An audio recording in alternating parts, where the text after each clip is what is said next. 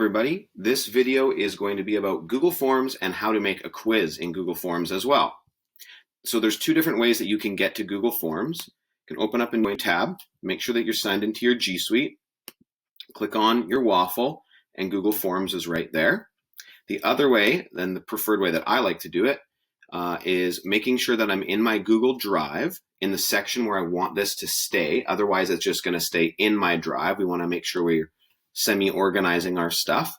And you click New, More, Google Forms. So we're going to make a Google form here. Lots of different options that you can do. Now I'm in my science, so I might call this Science Quiz. I can add a description for the quiz. And here's where I can start doing different questions. You can add short answer, paragraph, multiple choice, checks boxes, and a whole bunch of different things. You can add, import other questions from other Google Forms, add different titles, add images, which is awesome, YouTube videos, and you can add a full different section. So you can see I have a whole nother section here. Now, I might say I'm going to make a multiple choice question, and I'm going to say, what animals hibernate? And I could have words here. I could add another question. I could anything you want here, and the kids can pick their answer. Now, I want to make this required if it's a quiz or if you absolutely need this information. So to make this a quiz, you come up here to Settings, come over to Quizzes, and you can make this a quiz. Now, the cool part about this is you can turn on locked mode.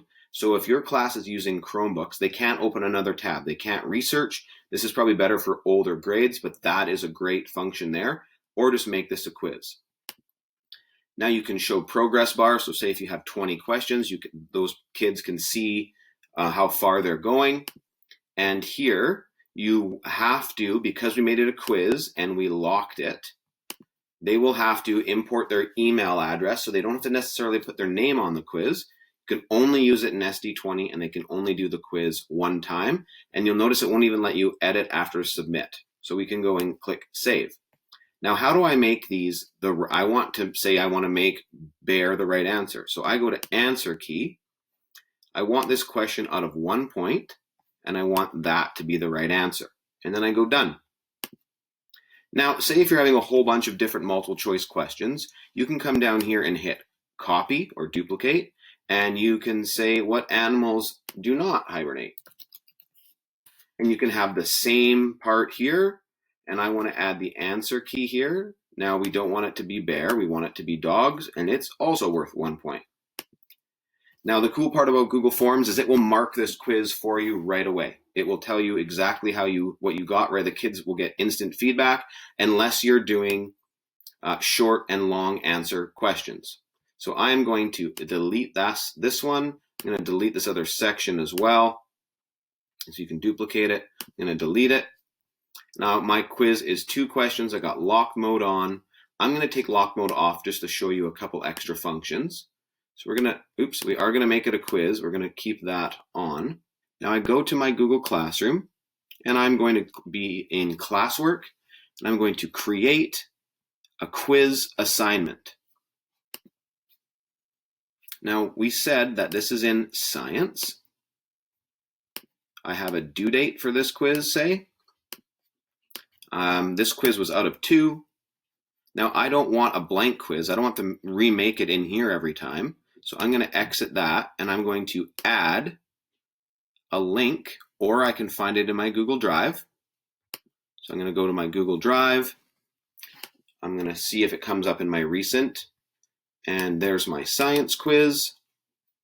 And I can call this science quiz here. I can add some instructions. And then I can assign, or maybe I only want to assign it to a specific amount of students. And I will click, and I'm not going to click assign right now because I don't want this to pop up on my class's account. Another way to use Google Forms is to collect information. And I'm sending this to parents, and you will see I'm using this as a field trip form. And I've created my own header at the top, and I made this in Google Drawings. Now, how do I send this to parents? So the way you do that is you come to Settings. Remember, we don't want to restrict this to SD20, because if we do that, then they have to use their G Suite. So now any email, doesn't even have to be Google, can open this up because I've unlocked that. So how I share that with people is I go to Send, Link, shorten the URL, and copy that. So send, link, copy the URL, and I can put that in an email to parents, or I can post that on Google Classroom. I'm going to go to the field trip form and I click on responses, and now I can see all of the kids' information and who needed skates, who can go on the field trip or not. And if I go in here and click create spreadsheet, a spreadsheet's going to pop up.